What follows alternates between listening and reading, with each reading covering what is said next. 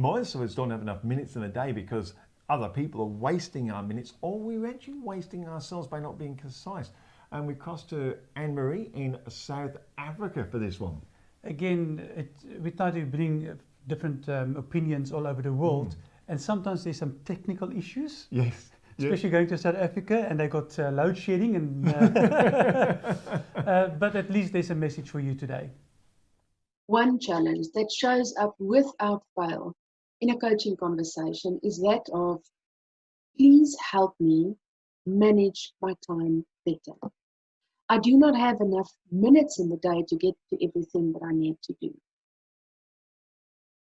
If one looks at neuroscience, I believe that it's not really an issue of the management of time, because we all have the same amount of seconds in a day.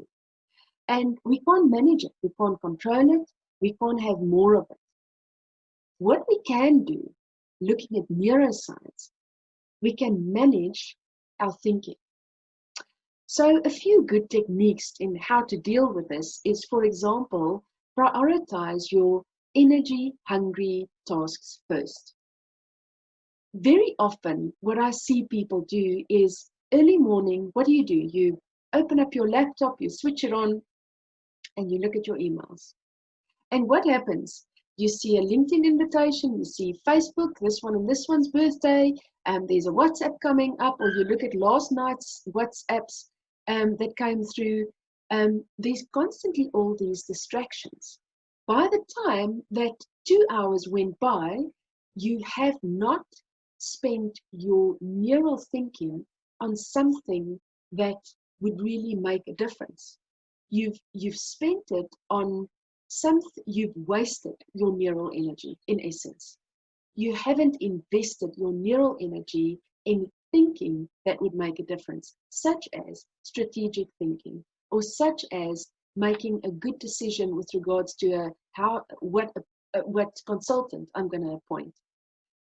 We've wasted our time on social media and on emails because we get distracted. What is also a good technique is that we can block off certain times, but then we need to keep to it. And we really have to be extremely disciplined in what actors we do allow on, and be very aware that you don't allow other actors to creep on, because they do that. And we often just allow everyone on.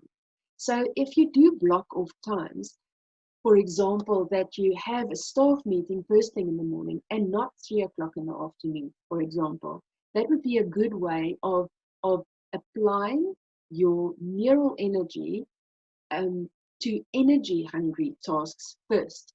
And then after that, you can look at your emails. And you can also then check in with your emails later this afternoon and maybe in the evening, when you are already tired. But there are just some tasks that needs more critical thinking than others.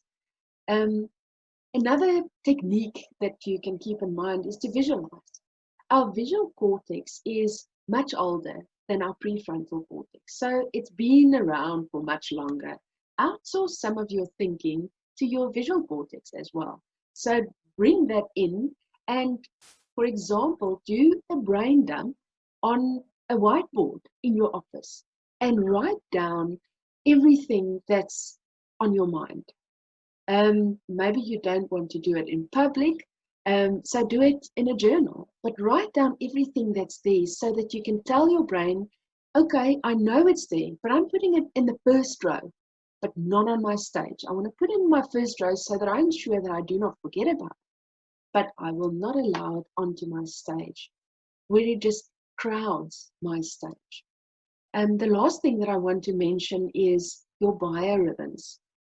Dan Pink has got an amazing book, it's called When, and which is all about biorhythms. And I believe that if we do understand our biorhythms better, that's connected to your energy, and that's connected to your thinking and the quality of thinking as well. So if we understand ourselves better, and when our biorhythms, when we are more optimal, we will be able to make decisions that's aligned with our own biorhythms. Got a CEO that just will not accept a meeting invite for the afternoon. She only takes meetings in the mornings, but never in the afternoon, because she just says, I'm not my best in the afternoons. Every afternoon after 1, she just literally blocks out for meetings. And it works for her. So again, it's not about the management of time. It's about the management of your own thinking, your own neural energy. And as soon as you are in control of the actors on your stage, you will have more clarity and you will be more focused, and your results will definitely be better.